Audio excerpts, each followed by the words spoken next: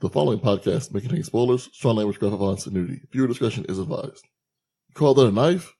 This is a knife, but in Australian. Like, yeah. Four guys and a movie. Four guys and a movie. Donnie, Brian, Rob, and Joe reviewing movies for the show. Four guys and a movie. Hello, everyone. It's 4 a.m. once again. That means it's time for the 4 a.m. podcast. Me and my friends watch movies from our past and see how they hold up to our older, more cynical selves. I am your host, as always, Tony. Joe with me today is... Brian. Rob. And Joe is once again on assignment somewhere in Australia. Joe's on walkabout. It's a walkabout. Oh, it's a walkabout. I thought we actually sent him over there. All right. But, so he survived the most hostile and primitive land known to man. Now all he has to do is make it through a week in New York. We watched Crocodile Dundee from 1986, directed by Peter Femin? I don't know. It sounds like He-Man's weird arch nemesis. Yes. Batman. It's Fem-Man. It's He-Man and Fem-Man. But you might remember him from such movies as this movie and Dutch. Oh, he did Dutch? He did Dutch. Wait, Dutch was... That's Married with Children guy. Oh, Ed O'Neill. Ed O'Neill, Okay. thank you. That's right. Yes. That's the one where he's got the kid, right? And the kid, Yeah. driving around. I forgot about that movie. Wow. So did I. That's really like all he's done. He did like the Paul Hogan show and a couple of TV things and whatever, but he did this in Dutch and then was never seen from again. Paul Hogan had a show? He did. Was it a cartoon or? No, it's live action. I don't remember it. I don't know anything about it. Was it in okay. Australia or something? I don't know. I would imagine so. Okay. It's probably big over there.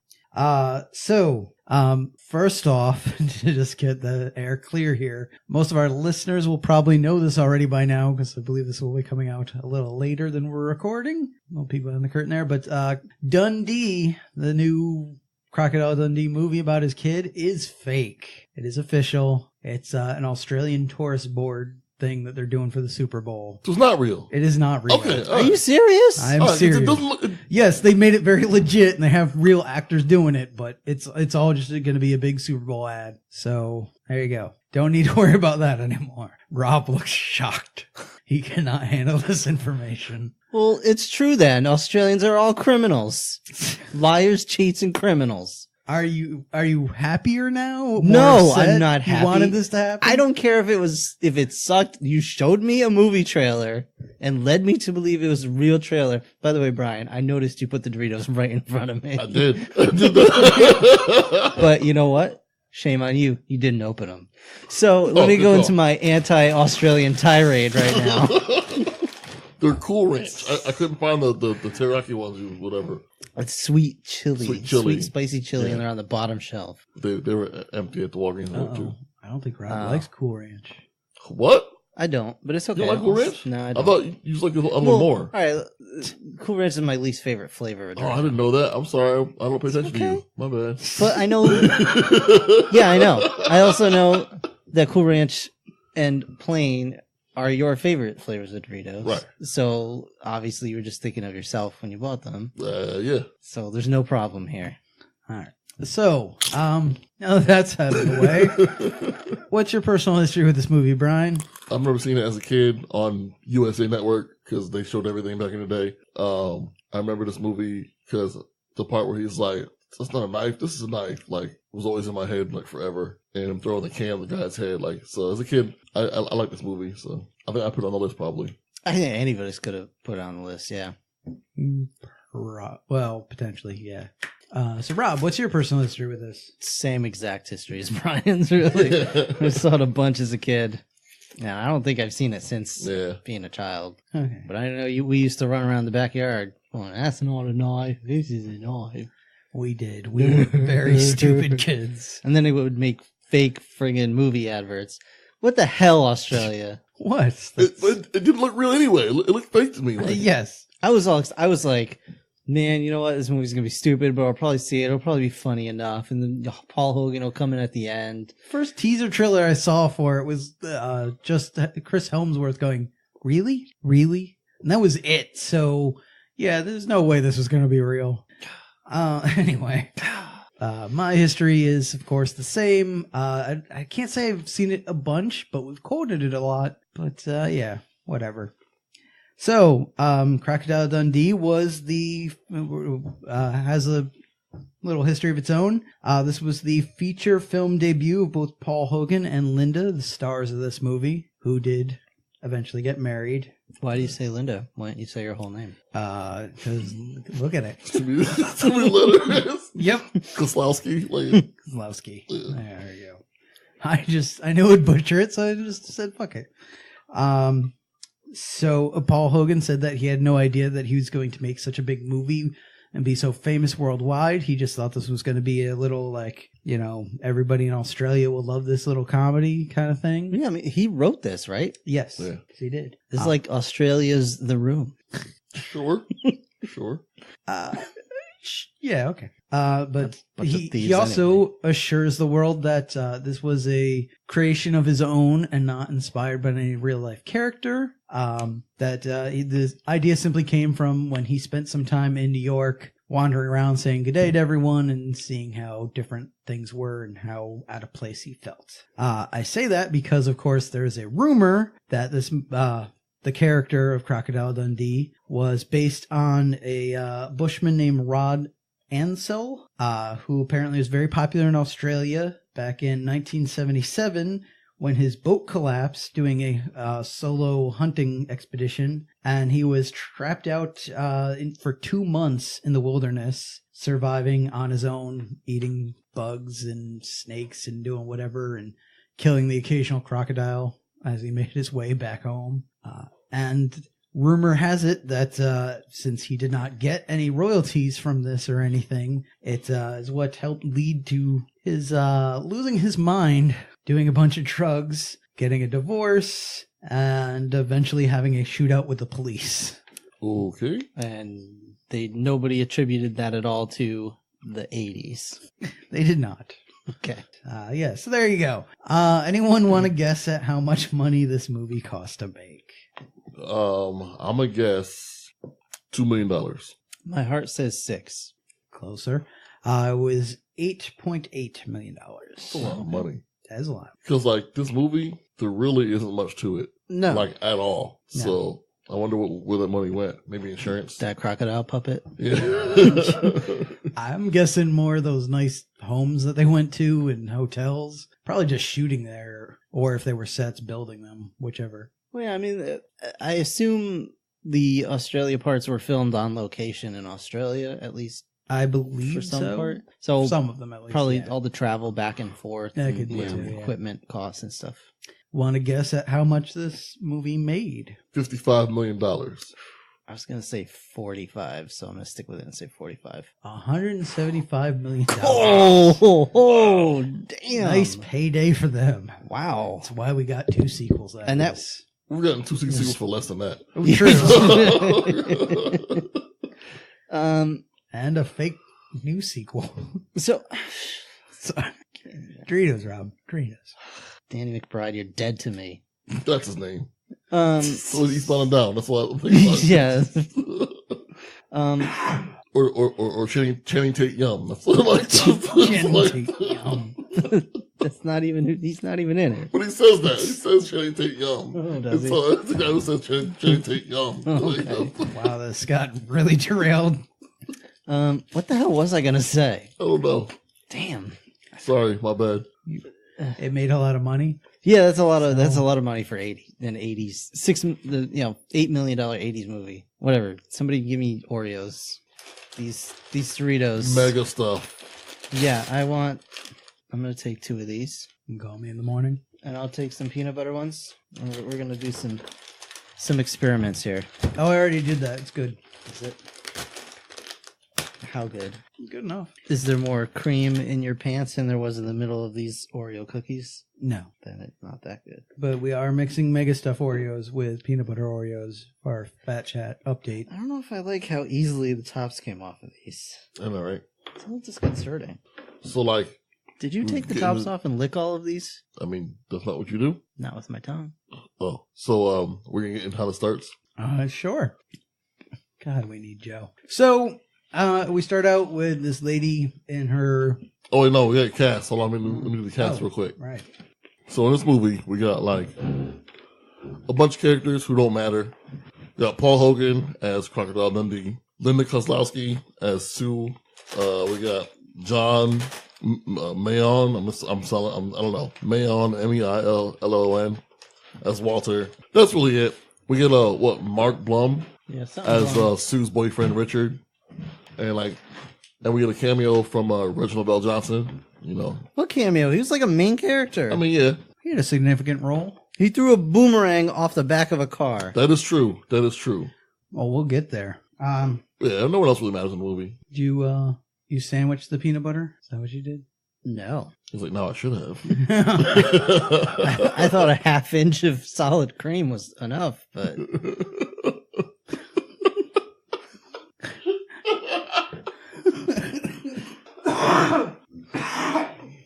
All right. So in the end it was a little bit salty. So anyway, right. We start out. This woman is in her whatever you want to call this. Mid-40s.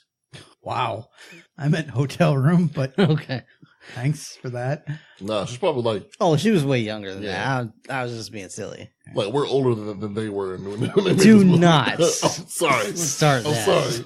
Yeah, let's not go there, shall we? But it's true. We are older. than they I'll were. destroy my floor and I'll just pour your Poland Spring out on them right now. I know you're feeling the sting of a birthday, Brian. I am too, but let's not. We're older than Tom Hanks wished to be big. We're older than he had wished to be when he wished to be big. No one would wish to be as big as us Yes. in any way, shape, or form. I mean, speak for yourself. I am. Oh, trust me, I am.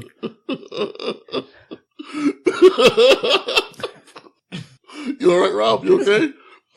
You all right? All right.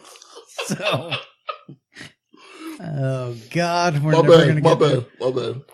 So she's calling back to New York with her publicist, who apparently is also her Publicist? Let it go. her No, editor. I can't talk. All right, let's start from the beginning. We still are at the beginning. Sue is a reporter who works at the New York newspaper. Yeah, it's the Daily Planet. I don't know. it was like a well-known paper, but it doesn't matter. She works for this paper. She's heard about this Australian man who reportedly had his leg bit off by a crocodile, crawled through the Outback to safety, and lived to tell the tale, and then disappeared. She wants to go check it out. She thinks it's going to be a good story. And she found a contact of his to get a hold of him. Correct. So she flies out to Australia to meet this man. Was that why she was out there? Yes. Okay.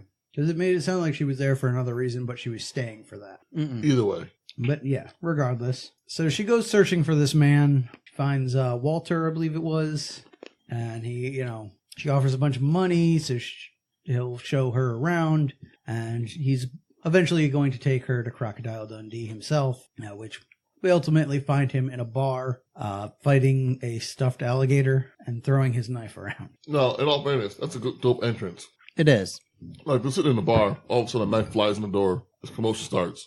This guy, he stumbles in and then runs back out, goes back in, like got pushed back in, runs back out again, comes in with this big stuffed alligator fighting it. And everyone's like, oh, and they're all fighting with it, and it was funny. Like, that's how I want to enter bars.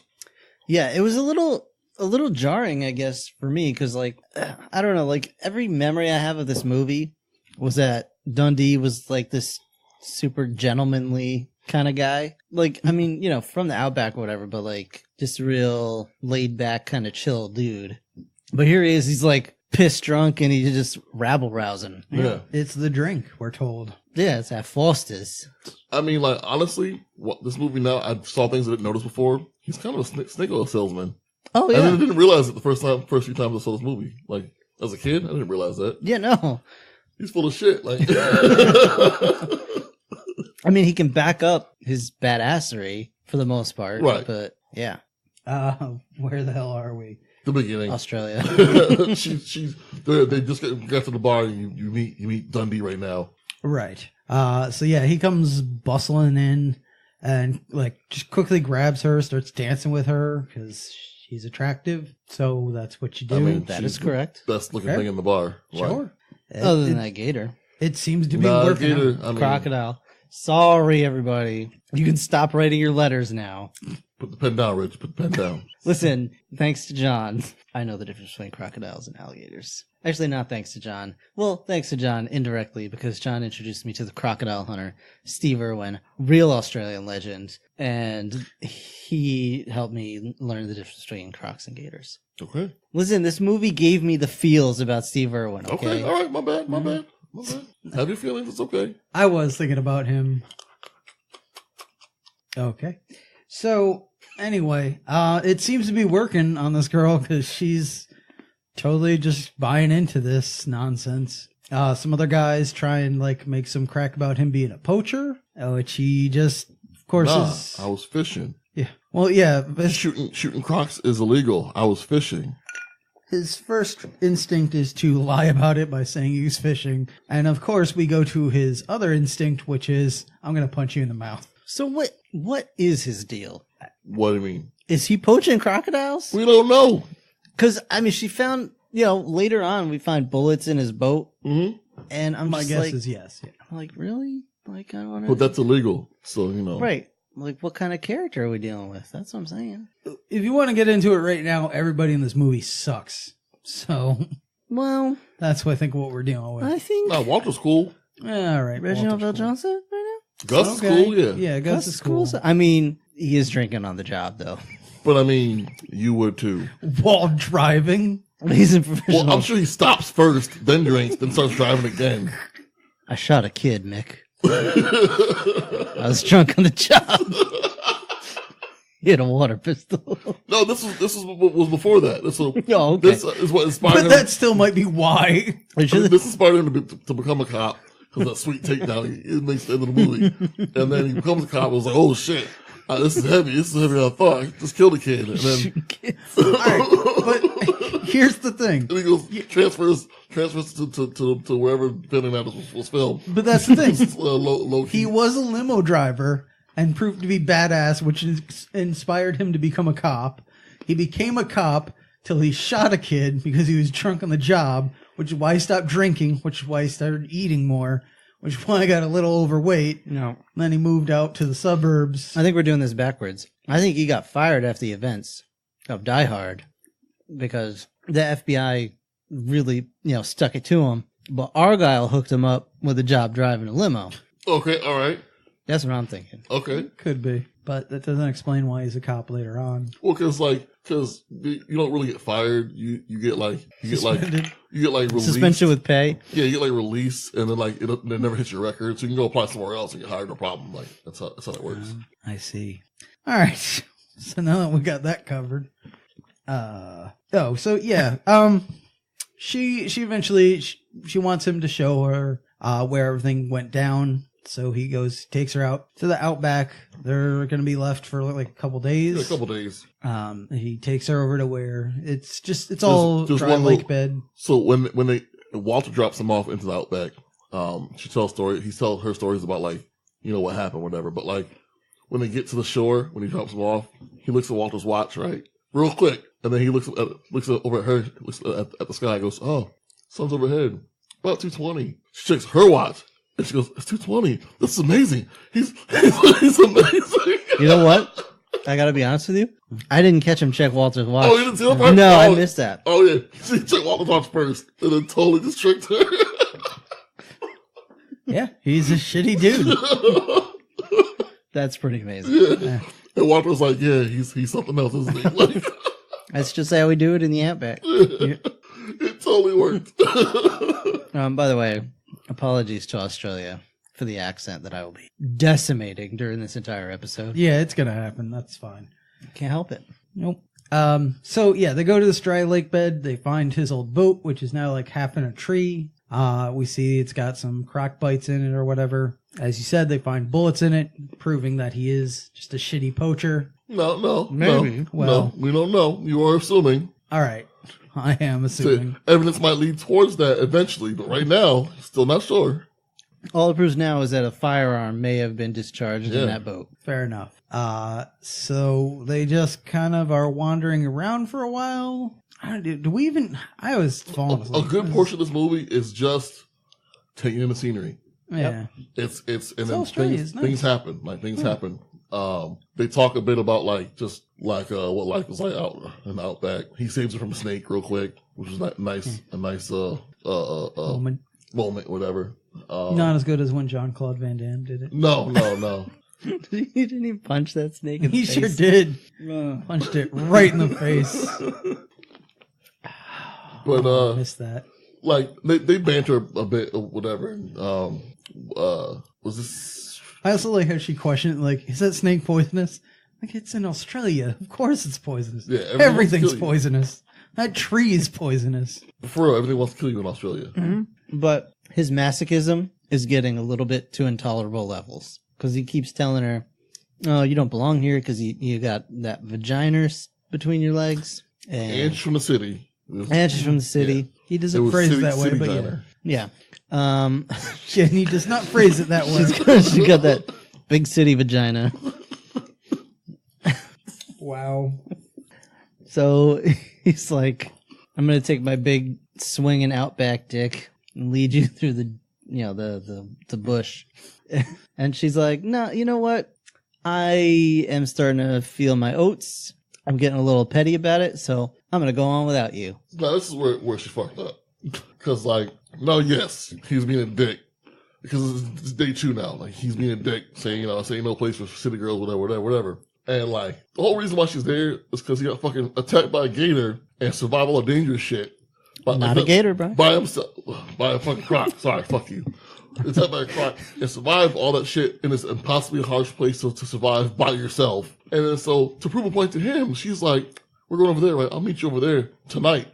I'm going by myself. And he's like, okay. Take the gun with you, because you might need to use it. Because you're going to die. Yeah, you might need to use it. I mean, he's still being a dick about it, because he's like, oh, yeah. That's the dangerous end. So she shoots him. She shoots at his feet. She does not shoot him. She shoots him and miss. Well, maybe. That would have made it a much shorter movie. Yeah. Jesus ass. But I'm like, I'm 6'6", 300 pounds. My ass would not be out there by myself. Fuck that. You got spiders. You got other spiders. You got snakes. You got other snakes. You got crocodiles. You got kangaroos that are 6 feet tall with abs and giant ass claws. Abs. They do. They do. Yo, it's the scariest fuck, yo. I've seen. Yo. I've never seen them with 6-packs, but Yo, it happens. It fucking happens. Yeah, they're scary. Yo, they're fucking jacked with giant talons and shit. y'all have seen that, yeah. I kind of wish that some of this happened. Like, she ran into some of the shit, and then, she found safety in a tree where there were some koalas, and they fucked her up. Because koalas are nasty. Yeah, they're assholes, too. Yeah, they're well, I mean, they're not, yeah. Yeah, they'll fuck you up. Yeah. Well, fuck you up. They will something. They'll give you syphilis, that's for damn sure. All up in your face. But no, I don't care, male or female. I'm not going out there by my fucking self. Fuck that. Fuck that. I'm 4'7", 600 pounds, and I would never go out there by myself. Fuck that. Yeah. So I weigh about as much as a male adult crocodile. I'm never going out there. Well, also, the first thing she does is go down to a waterbed and he's bitch, are you for real? No, he's following her. He's shadowing her pretty much to make sure she's okay. It's staying real far back. But one of the first things she does legitimately, she's wearing a bathing suit, goes to the water's edge, goes right in the edge, starts washing her feet or whatever on the edge of the water. What is wrong with you? That's how crocs get you. Waving her butt cheeks at the camera. It was nice though. She's attractive. It was not. There's nothing wrong going on there, Like, except for the fact that she was doing this in a stagnant ass pool of water with lily pads on the top of it. You couldn't even see in this water. Can't see the Not bottom. see the bottom. And all of a sudden, this crocodile puppet comes shooting out of the water and bites this canteen. And he's like, no, bitch, I told you not to drink this water. Do you not see how dirty it is? You're going to get koala syphilis from this water? I'm going to take this away from you. So this crocodile starts trying to take this away from her. And Crocodile Dundee is like, dude, she wants to drink the dirty, disgusting water. Let her drink it. So he jumps in there and just stabs this crocodile puppet right in the head. Quick side note, I just also want to mention the fact that she's struggling because the canteen is around her neck, the strap is, and the crocodile and her are having to fight for it, and finally she somehow gets free of it. I'm not even sure what happens there, but she's finally free of it and safe, and it's at that moment he decides this thing needs to die, so yeah, just stabs it in the face. Because now it was a little closer than that. Like it was a little closer than that. Because now it stole her water. I'm on the crocodile side here. He was trying to do a service. He's like, oh yeah, I am too. Lady, you're going to drink this and you're going to get the runs for the entire rest of the time you're here. There's not a hospital within miles. I'm on the croc side too. He was trying to do what animals do in the nature, and they eat things. I mean, there's that true. That's true too. So, she was dumber than most yeah. animals. Yeah. And She was like, going to get ate. I'm going to go graze at the side of this pond in crocodile infested territory. I'm saying, like, the reason why you're there is because the dude got attacked by a croc. And I'm like, First of all, why would you wear a bathing suit in the first? Like, what do you think is going to happen there? well, she might get wet, Well, so she got a baby suit. She got Yeah, wet. you're That's for sure. you're That's my fault. That was my fault. That was my fault. But yeah, you're out in the wilderness like that. You don't know what you're going to encounter. You're wearing a bathing suit. I can get that. Fine. Sure. But yeah, like why she just thought this was a good time to go for a dip. That's just dumb. Plus, it was the 80s and they wanted to show us a butt. That's really what it was. I'm not mad about it. It just seems a little weird. And no one's mad about it. We just don't understand it. It's like she's in the Australian outback researching this man that was supposedly attacked viciously by a crocodile. She's wearing a bathing suit and like it's like a pool skirt. Yeah. Like she's not wearing she's not even wearing sunscreen as far as I can tell. But yeah, so he saves her life, and like right then and there, she's like, "We're gonna fuck." Yeah. oh yeah. like right there. Oh yeah. And he is immediately just like, see, I told you, you're a woman. You can't. He didn't say that. He didn't say He that. didn't, but he might as well have. His boner said it. Well, yeah. But I think what he really was saying was, "Thank you for that, because I was able to kill that without being in trouble, because it was trying to kill you, so I didn't poach it. I saved your life. So thank you." Coming right for us. Make myself a new pair of pants. Because first thing he mentioned was skinning it. First Yep. thing- Sure did. But so yeah, they go about their business doing whatever things, and I believe there's some comment about helping her out with some first aid. Oh yeah. So she scratched her ass while Yeah. getting away from this crocodile. So that probably really happened. She probably really was scratched. probably. Yeah. That was an excuse to grab her butt. Yeah. Yeah. Which I wonder, like, where in the movie they became an item for real. I wonder, like, where, like, That I don't know. does their chemistry change? Like, was he really butthurt when she was kissing that guy? Like at the end of the movie, because they were already, like, where does anyway? I don't know. It's a good question. We may never know. You never know. Unless Rich has some answers for us. Yeah, Rich. When did Paul Hogan and Linda Kozlowski. Kozlowski start dating? When did they first consummate their relationship? Who finished first? Wow. And when did they get married? And what kind of cake did they have at their wedding? Ignore all That's that. the important one. I want Cake. flavors and sizes of the cake. Okay. So now that bullshit's over with, some other guy shows up. Neville. Neville? An Aborigine shows up. Yes. 'Cause I guess he was making his way back home and kind of stumbled across them. He was making his way downtown. Wow. I'm waiting for it. I'm struggling to remember the lyrics. Walking fast. And he's Faces homebound. past, and he's homebound. Because he wants you and he needs you. He was staring something ahead, making his way through the crowd. Where's Joe? Joe, where are you? I miss you, Joe. Joe's just as bad. I know. He was Joe, don't leave me totally again. with me on that lightning crashes nonsense last week. But yeah, so this is another. The scene really is like pointless, but it's another. Let me showcase Australia a little bit. So I mean- it gives us a like we see like an Aboriginal dance. We don't know if it's real or not. Like we're not proficient enough to know if this is a real dance or whatever. But From what I read, it's supposed to be based at least on a real dance. Yeah. I don't know. So we get to see some of that. And we get to see her be nosy and try to take pictures of it, even though he said don't do it. But she did stop the minute she noticed she was like Caught. But not even like caught. Like the minute she noticed that he saw her, she just totally backed off. It's not like she was taking pictures before then. That we know of. Yeah. Well, I mean, she had her, like, we were seeing the whole procession through her viewfinder for the most part. Yeah. And there was no, like, camera clicks or, True. Yeah. So hopefully, I guess she was inadvertently respectful because she knew she was caught. I also like the little gag here where the guy's like, "Can't take my picture with that." And she's like, "Oh, are you afraid I'm going to take your soul?" I was like, "No, the lens cap's on." Yeah, fuck you. Yeah, who the fuck do you think you're talking I know what to? things are. It's Fuck the you. Aboriginal joke. Yeah, it's like, do you not see these sweet Jordache jeans I'm wearing right now? So, That's true. She would have said that he's pretty much take your soul. Like, what the fuck?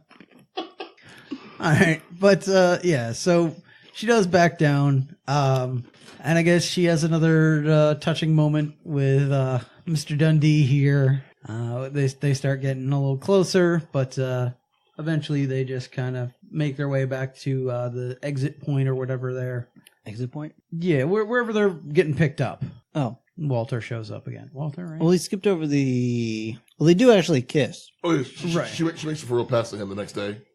Oh, right. Because he tries to make her eat a bunch of bugs and crap. Well, yeah, they're having a bunch of nice little moments where they're, like he's cooking for her and they're joking around because like he almost feeds her whatever fucking thing he cooked. What was that? He caught a goanna that he was roasting over the fire. Mm-hmm. He had yams and several grubs and ants. Some fruits and some ants. Wow. He made her a bush meal or whatever, and then she was like, "What are you eating?" He was like, "Not that."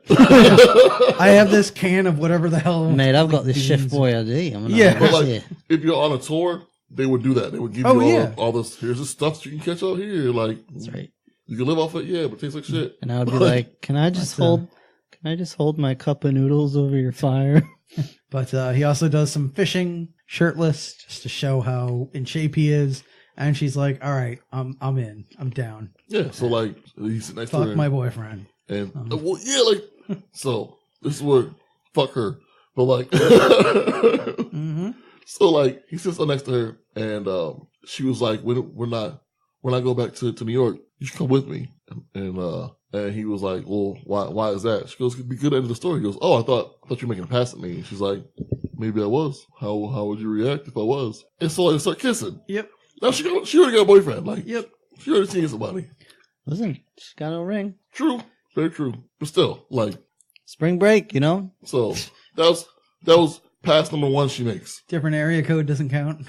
Listen, you gotta lock that down. So fast forward, now we're in New York because he goes back with her. Yeah, he does go. She offers to pay Walter. She's like, well, my company will pay for it all. We'll finish the story in New York. Don't worry about it. So Walter's like, all right, take him. Yeah. How much? Cool, take him. Should I tell her that he would have just gone for free? No. I bet Walter kept all the money. Oh, I'm sure he did. Oh yeah. Like, all of it. Because, I mean, like, not even just a full dickish thing. This is why I'm saying he's not totally one of the a-holes here, but, like, Mr. Dundee doesn't seem to give a shit about anything. Right. So, like, man, what does he need money for? He's getting a, free trip and everything, so Walter can keep the money. But yeah, so they get to New York, and he apparently doesn't know, like, he's afraid of an escalator. Never seen one before. Yeah, but it's not that complicated. Like, fucking... Wait. You never, as a kid, got to the end of the escalator and was like, what happens if I get sucked into there? Never ever thought that? I did, but I didn't run back up the escalator. It's like 3 steps back. Like, I whatever. hope your pant gets caught and a bloodbath ensues. Like, so here's a grown man who's never seen one before in his entire life. Never been on a plane before. That was one thing scary for him. Now, not to backtrack, but we did skip right over the whole buffalo in the road Oh, yeah. situation. Right. Just to touch on it, because it is a point that's brought up in apparently the fake ass movie trailer. But that's all right. I won't get into that. So Too much. there's this water buffalo in the middle of the road while they're driving through Australia, and it's just standing there in the road, making the face that Tony makes every time I get off on a tangent. And That one right there. yeah, so right there. And so Dundee comes out of the car and he just gives it the shaka bra hand. It's just like, he's just making noise at this damn thing. And then it just collapses in the road. The worst part is they 80 got those noises in. They did. Yeah, That's they the did. worst part about it. It's just like, I wasn't even clear. You think that was supposed to be coming from him? yeah. Oh, yeah. He was making those noises. Okay. I couldn't tell because it was just like, why are these sounds happening? And his buffalo just collapses on the ground, like falls asleep or whatever. Yeah. He And just now puts it to sleep. Now it's like, well, it's not out of your way. It's easier to run over. I guess. It's lower to the Except it's got ground. those giant ass horns. But anyway, that comes into pass again a couple of times in the movie, so I just thought it worth bringing up. But now he's in America. Yeah. So the rest of this movie now is welcome to the 80s. Like, Yep. it's his Oh, first time yeah. seeing 80s things. So they get a limo ride back to this nice hotel. We get some uncomfortable comments on, what was, Carl Winslow's name here? Gus. Gus. Thank you. Uncomfortable comments. Yeah, he asked him what tribe he's from. Oh. A little awkward. Oh, yeah. But, anyway. Well, you know, Aborigines are black, so that's why he was like, oh, maybe from a tribe like one of them. Yeah, I know it wasn't meant to be offensive in this scenario. Just, it's awkward. That was the point. But, anyway, so they go up to this hotel, which he's staying at, and he thinks it's for like a whole bunch of people because he doesn't even, he's not used to this kind of stuff. Giant ass room. It's a suite. Yeah, and we just get a bunch of fish out of water stuff. He doesn't understand why there's 2 toilets in the bathroom. It's a bidet. I know. God, I want one so bad. She calls Australia. Anyone catch that? Yeah. She just calling Australia? I think she was getting the country code and everything for how to get in touch with Walter. Okay. So, and she wrote it out next to the phone, like, if you want to talk to Walter, here's how you get him. There's like 10 numbers to dial before It's you a 20 digit Yeah, number. Well, yeah, you call. I was getting flashbacks to Bart just calling Australia to see if the toilets flush the other way. But anyway. They do. It's great. Okay. So, he's, again, just fish out of water stuff. He's trying to make his way through New York. There's a bunch of people. He's saying good day to everybody, and things are crowded. Now, that's true, not even from Australia. Like, Oh, we missed so much, though. Damn. yeah. Because I wanted to talk about the kangaroo poaching scene. Oh, yeah, huh? That does happen. Yeah, I'll go over it real quick. So, this dude that he punched out at the bar for making fun of him for poaching crocs, he's out with a bunch of buddies, like, pissed drunk, shooting kangaroos at night in the Outback. And it's scaring Sue, and it's dangerous because they're firing wildly into the woods and stuff. And so she's getting upset about it because, they're killing cute little aminals. Even though kangaroos are like rats down there. And they literally do have people go out and shoot them just to thin out the population. But, so Dundee's like, all right, I'll do something here. So he freaking takes one of these dead kangaroos that they shot and totally Weekend at Rocco's this thing, grabs this dead kangaroo and sticks his gun under its arm and makes these guys think that this freaking kangaroo is shooting a rifle at them. Yep. And it's pretty silly. Real silly. Nope. Chuck Testa.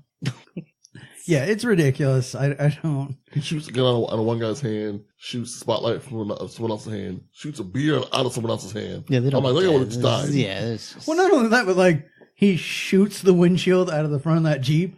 Like that would have gone through the guy at the driver's seat too. Like that's not going to stop at the window. All right, so he's in New York anyway.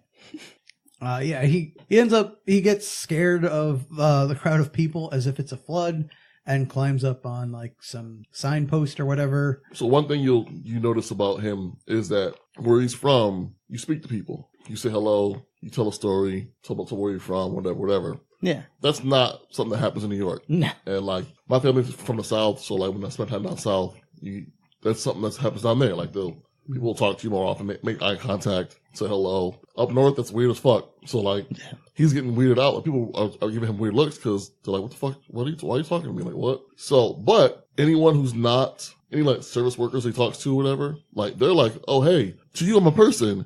You're awesome." So he makes friends with like anyone who works any kind of service. He makes friends with because like he's treating them like people. It's true. Like, anybody that's actually nice to me at work, I basically imprint on them like they're my parent. What's that? You said my name? You didn't just say, hey, you, or snap your fingers, or Just hold up a product, say nothing. shout a command at me? Yeah. You didn't run me over with a carriage. This is a good day. Can I go home with you? Oh boy. So, he's making friends with the officer on the horse here, the guy at the door, the maid, pretty much everybody. Now, like, weird part is, so the guy on the horseback, the officer on the horseback, gives him a ride back to the hotel. But he gives him his fucking knife back. His fucking 12-inch fucking knife. Big ass, ridiculous knife. Like, here you go, buddy. I'm sure that was, hey, it's the 80s. There's not a law against this yet. Here you go. Yeah. It's pre 9/11, whatever. Yeah. Well, you know that law is going on in Texas now. You can have a sword in Texas. Sweet. Open carry on swords and stuff. Well, I mean, Good. why not? Like, what are you going to do? Well, I won't go that far. But I mean, seriously, it's not like you can conceal it. You're not going to sneak up on somebody with a sword. You're like, yeah. I'm in Texas. I got a sword. Everyone around me has a gun. Yeah, it's kind of whatever. We're slowly reverting back to the Middle Ages. Not that slowly anymore, but sure. So yeah, he's like, you know what? I need to go for a drink. I'm going to go find somewhere where I can get a drink. So he goes to a pub. He's talking with a cabbie too. He's like, where do we want to go? I'm going to get you a drink, whatever. So they find some little dive bar. They go to the Mos Eisley Cantina. Yeah. It's the biggest hive of scum and villainy. But anyway, he's making friends with everybody there as well. He's telling all these stories. They're having awkward handshakes and whatever. And then he finds a lady that he seems to fancy. And She was like, so where are you going after you leave here? Like, what? I got a place not far from here. He's like, oh, okay. I mean, you know. it's a little fast, but Reminds me of my time working at the mall. And the cabbie's like, psst, hey, hey, talk to me first. Hey. No. Yeah, He's like, what? What do you want? It's like, that's a guy. He's got balls. he's got some other colorful phrases. But we don't have to say those anymore. no. So like, but the worst part is like, he's like, really? Nah. So Dundee walks over and fucking checks. He fucking grabs Grabs him by the pussy. Or balls in this case. grabs him by the crotch Oh, and sends this lady He running. trumps him. oh. She goes running off, and he's just like, everybody's now like, "Yay, you're our hero!" Like, No, they were just laughing. what? Yeah, there's Oh, no well, whatever. heroics. But like, he's making pals with everybody. And like, you really upset her. That's great, I guess. I mean, he had every right. You gotta know.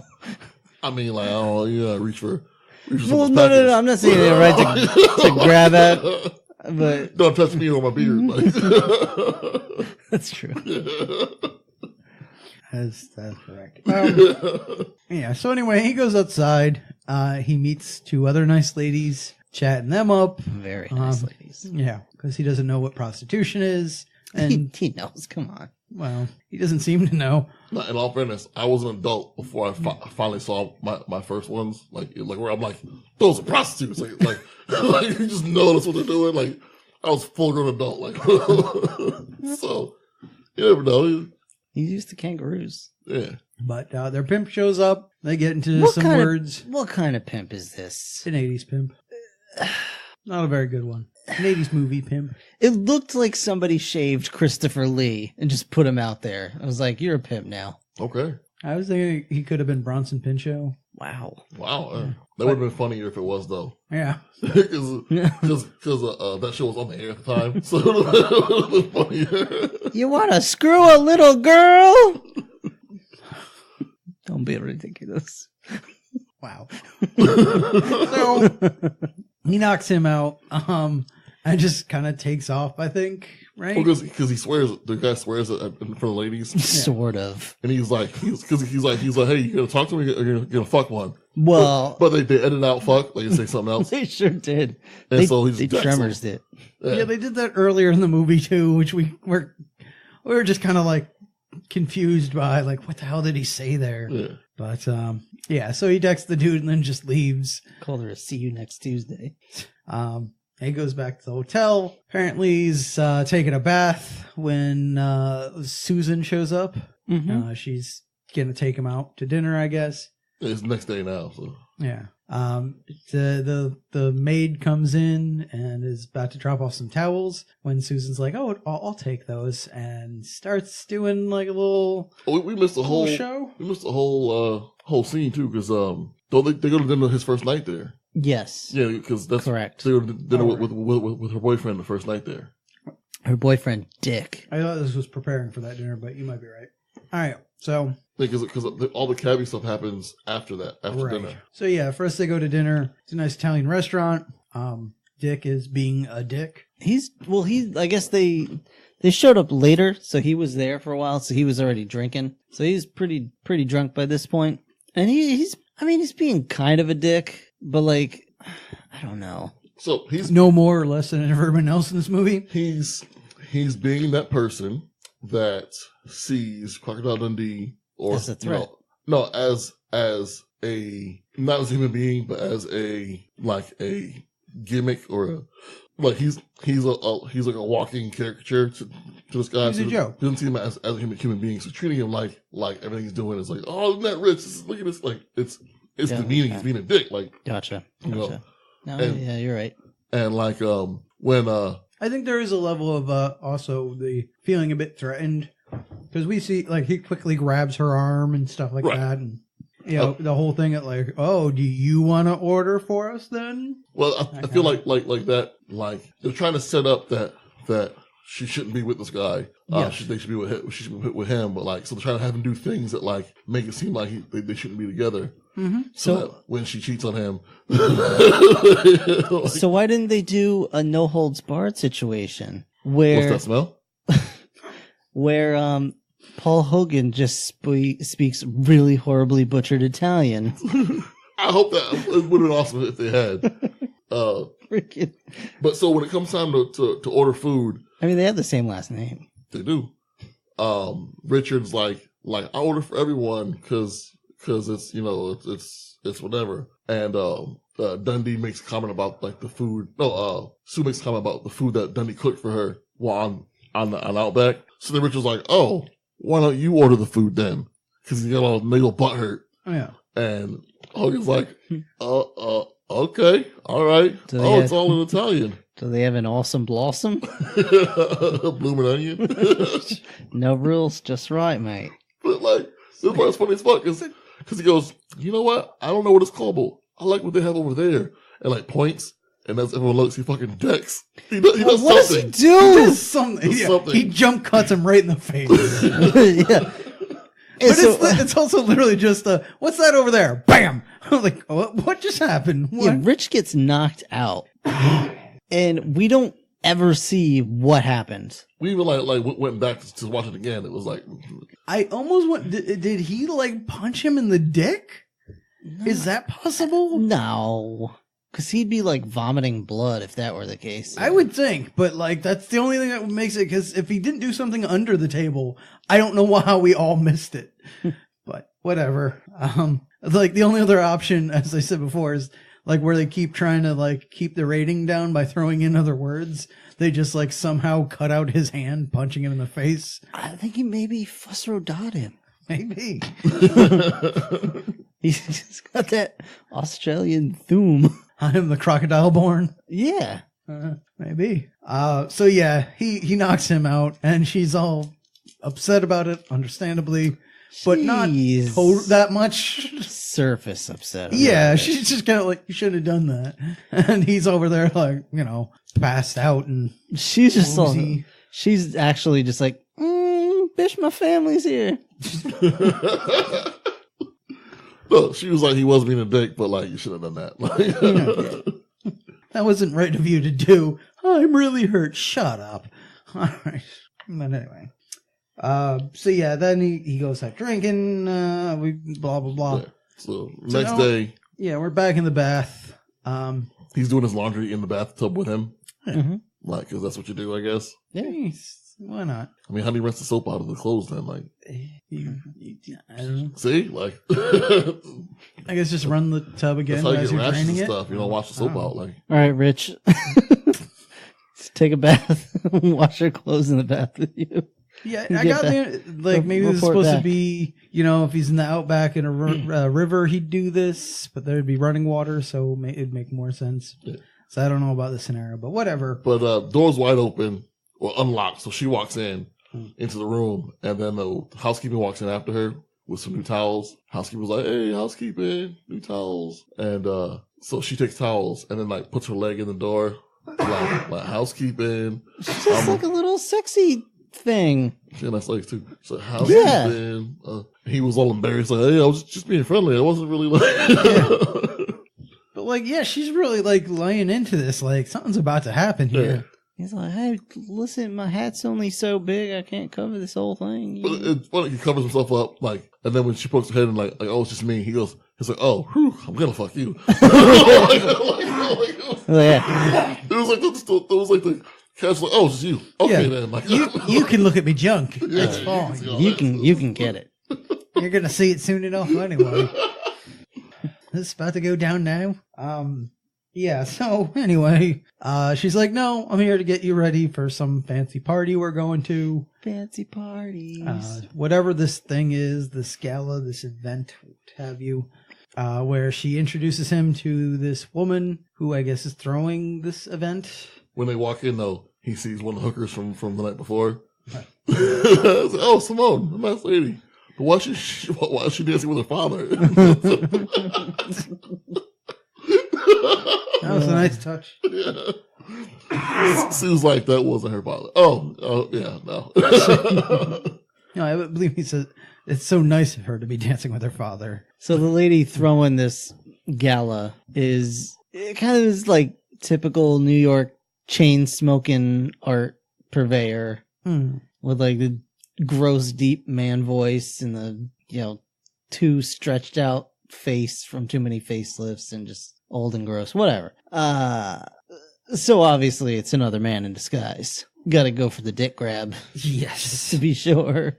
He does. He really does. He totally does. Yeah, he just trumps her. And like those women, she was pretty okay with it. Allegedly. What Sue says? Oh, just a greeting, an Australian greeting. Yeah. She just goes, "Oh, don't mind him. He's Australian," and she's just like, "Oh, I better go there sometime." Yeah. What? Like, what? No. It's all just grabbing balls and shooting koalas. That also, that would have been funnier if her response was to, in turn, grab him by the junk. That would have been a better tourist commercial than this fake ass movie trailer. Still heard about this movie we're never going to see anyway. That's why I'm hurt. You wouldn't have seen it regardless. I know. God damn you. So, all right. So Dundee's walking around. He finds some guy who's doing a couple rails in the kitchen, I think, or wherever. And the he's break room. Yeah. But it's like, all right, looks like you got a little nose problem. Let me help you out. He dumps this cocaine in a pot with some pepper or something and boiling water and whatever else. And she's like, "Yeah, just put your head over the pot and you'll be fine." Just breathe in deep. Just keep breathing in. Yep.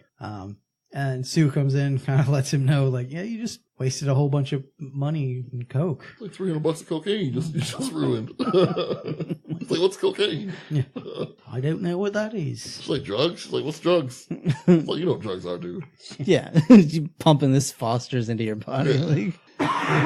But so they go back outside. They're headed off somewhere. When this guy comes up to him and tries to steal his wallet, you get the famous scene where, pulls a knife on him, and she's like, "Yo, give him your wallet. He's got a knife." "That's not a knife. This is a knife." And pulls out this giant fucking Bowie knife, or whatever this thing is. Yeah. Scares the guys off. He cuts his jacket or whatever. They go running away. Yeah, now that dude can't even get into breakdance competitions anymore. Yeah, right. It's all jackets all cut up. All right. He'll replace the holes with zippers and he'll be fine. There you go. He's ready for the 80s. But thankfully no one has a gun here, so that's the end of that scene. Except she's like, you're all big and manly, and why does it I always feel safe with you? Why is it always a polo round? But she also tells him she feels like Jane in a Tarzan movie. Yeah, we get the weakest fucking Tarzan yell I've ever seen in my life. Just,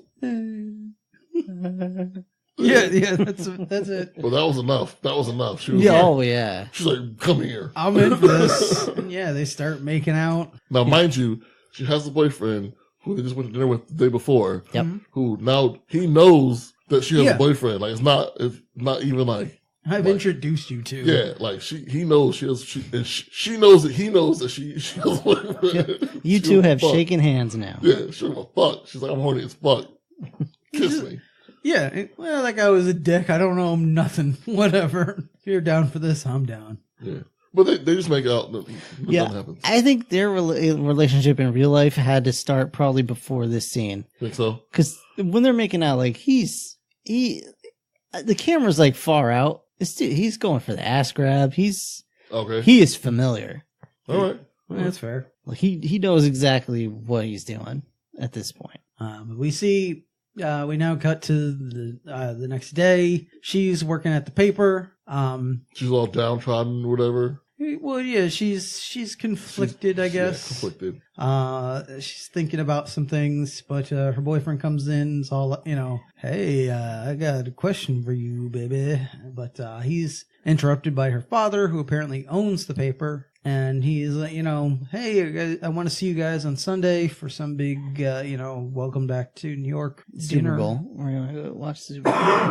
Yeah, like for a hot minute, I was worried about her job. Because I was like, if she's dating her boss and she breaks up with her boss, that's going to fuck her job. Yep. Then once we realized like her dad owns papers, Dad's writing the paychecks. Oh, no, she's fine. Yep, she's alive and well. He's gone. She's Yep. fine. Perfect. That's how he gets the job. Yep. So yeah, we're now. He says, bring that Mr. Dundee man with you because I need to meet that guy. So we're off to the party. It's all fancy, and he's feeling out of place or whatever. But he's doing his thing. We do the shaka bra again because when they pull up to first of all, when they pull up to this mansion, there's just guard dogs loose in the yard. Yeah, the dogs with the bees in their mouth. Yeah, seriously, it's like two. Were they Rottweilers? Yeah. Yes. Run up and they're like barking and stuff. I'm like, dude, you got all these guests in here. Like, what are you having these dogs run around? Yeah, I would imagine they'd be somewhere else or at least on a chain or something. Yeah, not while guests are arriving. Yeah. But he does his little shaka bra again and they calm right down. Yeah. Because he's got command over the animals. Until Gus walks over. And then it's like growling at Gus. Like, racist ass dogs. Yeah. Fuck those dogs. God damn. That's right. Well, fine. They're dead now. Also, let's remember, let's not blame the dogs. I'm sure their owner taught them that. Wow. Just saying. But anyway. So yeah, they go in there. They're having this big fancy party, and the boyfriend proposes to her. And proposes is a strong word. He tells her that they're getting married. Fair enough. That's what actually happens. That's fair. All right. It's like, shh, this is happening. She says no words. She says nothing. Nope. Like puts a ring on her finger. And the comment was also more, but like, I don't have much control of you as your boss, so I'm gonna try having more control over you as your husband, and just puts the ring on. Yeah. Like, okay. She's like, just wait. Should I tell him I want some of that sweet D? That Dundee. You beat me to it. You beat me to it.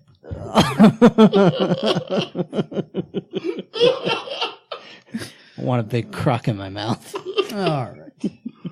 No, look, it's the scene is so fucking weird because so here's Dundee. He's at this thing already.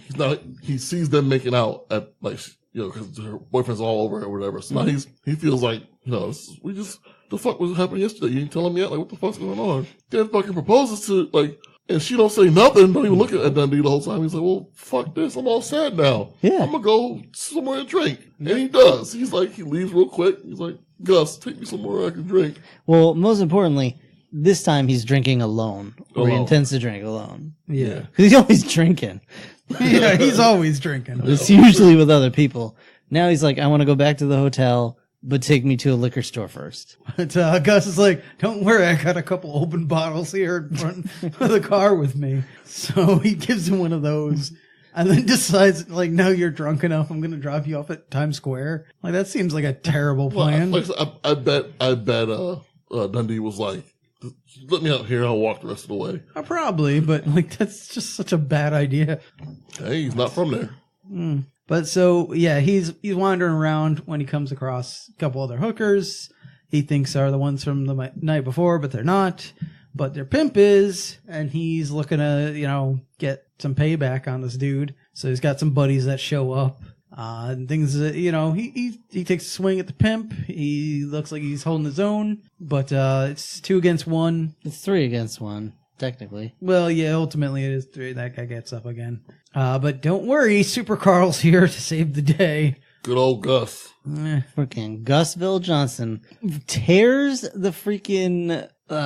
First he hits one of them with his car. Oh, that's true. He runs over the pimp. Yeah, he straight up hits him with a car.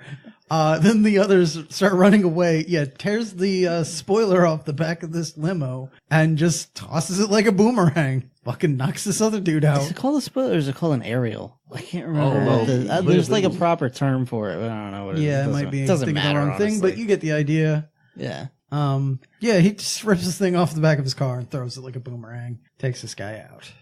And then you get the other tribe joke. Oh, see, I knew you had trouble in you. Yeah. But he said it was like the Harlem something or other. Oh, he's a Harlem, whatever. His high school Warthog team or something? Yeah, Warthog, something like that. But yeah, whatever. He's a badass. He saved the day. So that's fucking sweet. But I guess Dundee just goes home, does some drinking, does some thinking, decides he's going to check out the next day. So he's headed out and asks where's the best place to go. So he's told the subway down to Grand Central and then he can go anywhere from there. Yeah, have his walkabout about America. Wants to see the States. And he uses the term walkabout because we referenced it earlier that a walkabout could be anywhere from a few days to like 18 months, like when it was with his ex-girlfriend. He walked about for 18 months and then she left him. Ex-wife, I believe. Yeah, I think so. Which means technically he's still married because she just left. They didn't get divorced. She just left wherever she is. They may have done paperwork and he may not have said Could that. be. But anyway, so yeah, he's headed off. She shows up shortly after at this hotel. With her dad. And she's like, I gotta find him, whatever. She goes chasing after him. Her dad's like, are you sure this is what you want? And she's like, yeah, I'm sure. I'm not sure, but I'll figure it out. Or something like that. Something like that. So she goes running down the street, tossing her shoes away. Finally gets to the subway. Like a damn crazy person. She's it's like a city, though, so. Yeah, well, I know. It fits right in, but still. Like, that's why I don't go to the city. Sure. You know what's piss she probably stepped in? Like, yeah. In the 80s in the city? Okay. She probably stepped on needles. Jesus. Used prophylactics. They weren't using those in the 80s. So. Oh, that's true. Yeah. Well, then just straight up AIDS needles. She just stepped on some straight up AIDS. And her big toe is pregnant. Anyway. With an AIDS baby. Wow. Jesus. You gotta make it dark, Rob. 80s AIDS babies. Jim Henson's 80s AIDS babies. All right. And if any of that weren't true, it certainly would be by the time she gets to the bottom stairs of the subway.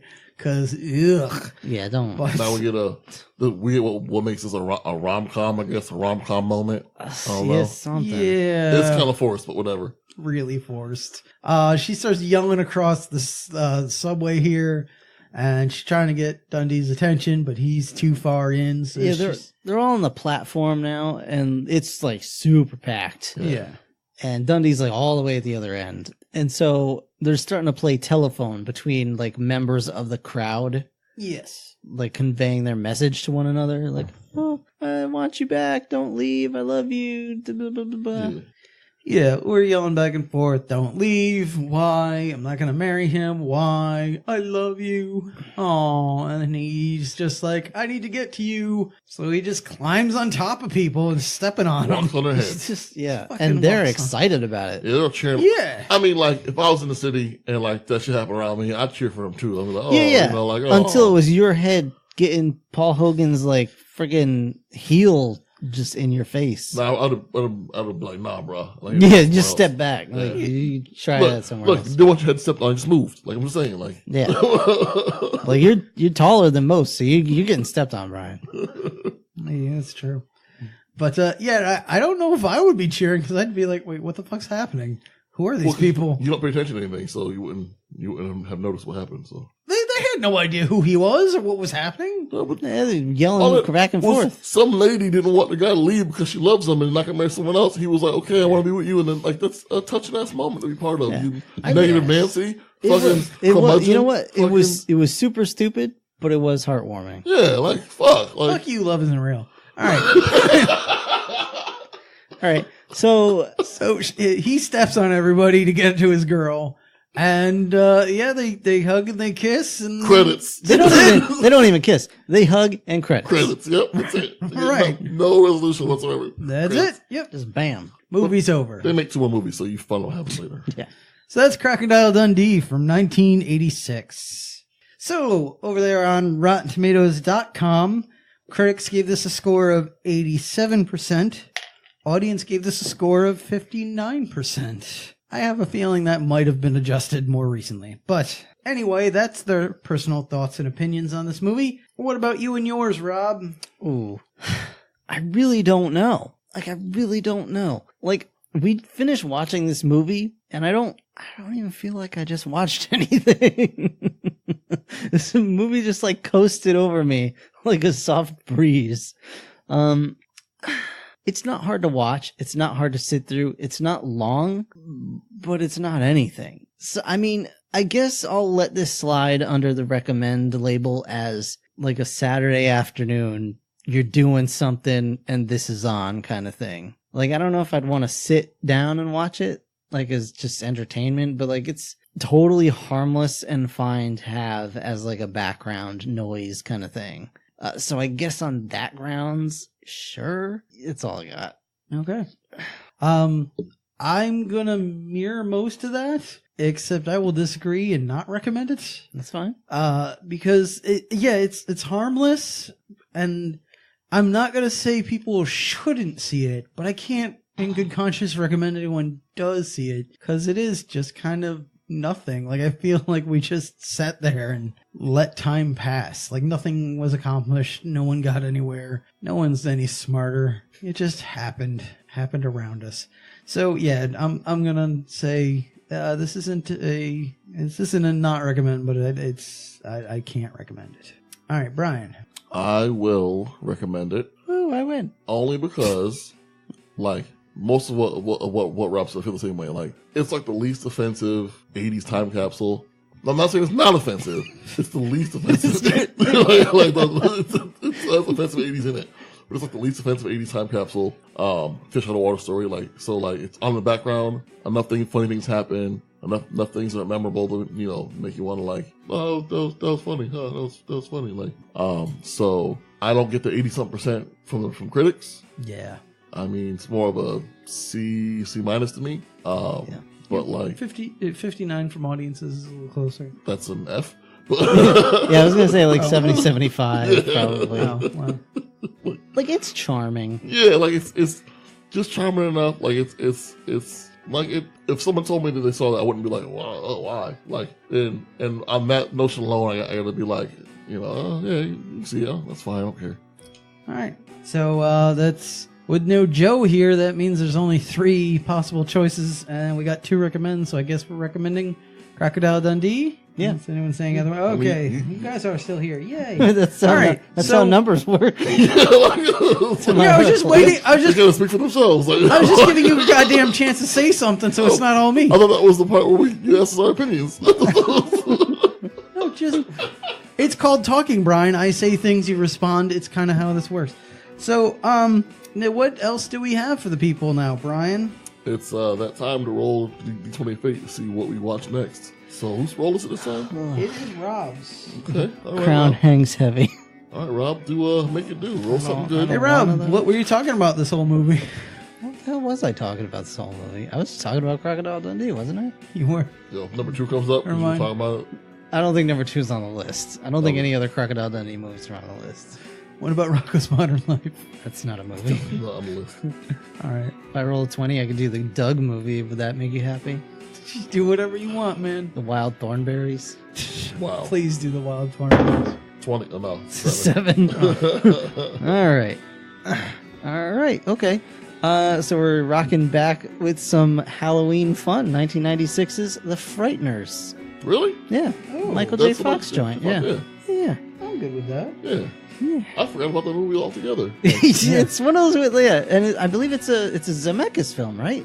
Or a Reitman film. I think it's right, man. Okay, I get those mixed up sometimes. But we'll find out next week. I guess so. Yeah, it's from my memory. I enjoy it. We'll find out. That still holds true. Anyway, besides that, what do we got for the people, Rob? Well, guys, we want to thank you so very much for listening to our podcast. As always, if you enjoyed the show, please check out our website at 4ampodcast.podbean.com and consider subscribing. We have a new episode every week. If you enjoyed it, please help spread the word about the show by leaving a positive review on iTunes and liking us on Facebook, following us on Twitter. You can find us there at 4am podcast. And of course, if you'd like to contact us, you can reach us at the4ampodcast@gmail.com. And of course, on our website, again, 4ampodcast.podbean.com. You can check out our previous episodes, archives, all that fun stuff. Look at merchandise. Merchandise, yes, of course. Sponsor an episode. And you can sponsor an episode. If there's a movie you really want to hear us do, and you don't feel that the D20 of Fate is reliable enough to get you there, It's not. it's definitely not. You can, with a simple donation of $20, you can get an entire episode dedicated to whatever movie you like. And you can check out the details there at 4ampodcast.podbean.com. Okay, so thank you all for joining us once again. Hope you join us next week for the Frighteners. But until then, Deuces. Good day, mates. good night, everybody.